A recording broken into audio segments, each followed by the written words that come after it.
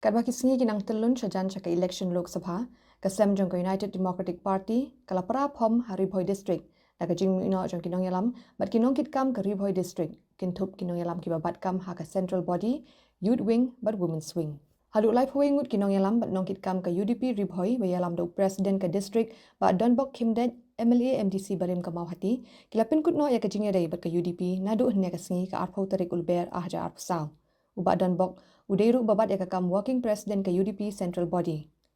Habis keren bagi nong tok kubor ubah dan bok kimdaj ula pentip bakam dan setia kanu ke daw persya ya ke parti halor ke nigajing mino na ka UDP hendai ke David ke namar ke daw siben. Laban ke daw hangni ubah dan bok lembat kini kinong yalam kilarai bendik penyesok no ya dia sya ke National People's Party ke ban sepenlong ya ke jing yalang pedang sungha haka arpu artarik ulber haka snong sajer nong po. Ya kini kinong yalam ke UDP on pedang sungha do menteri rang ba ke jela Konrad K Sangma bat kiwe kinong yalam ke parti. Hakan ni kesengi ke MDC barim ke UDP na nongpo ke badiru ke persa jong ubah Donbok Kimdet kan sepenyesok no ya dia sya ke NPP. Temu berkait ke sinjam ke bana kaliang jongi kum ki paran kit kam kinong tre jong ke parti UDP hapo jong ke Haribhoi District kentup lang bat kinong kit kam jong ke Central Body jong ke UDP haga bangi ngila shim ya karai ya ke bangin umdeta mangila shim ya karai bangin resign no andre ngila ya resign kum kinong kit kam ki bakmat jong ke parti UDP hak bangira don lang ka kerteng jong kinong kit kambat ka designation ka pos bekikiban hapo jong ka parti hakini gisnem kipor ki balalek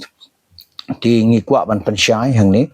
ngi namburi ya ke jing shisha ngi kren kumagalong ngi kwa ban lek ki habasya habashit habitip lang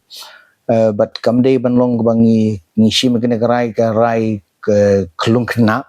hande ngi la shim ke negrai da bangi perkat sani ba ngi la ya kren ngi la kendu nilai discuss hadin bagi laya keren lay kenduk lay keren laya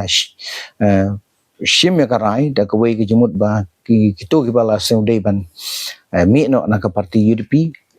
tingi laya sain lang hang ni tang kinong kit kam ki ba kaman ngamong ye kinong Christian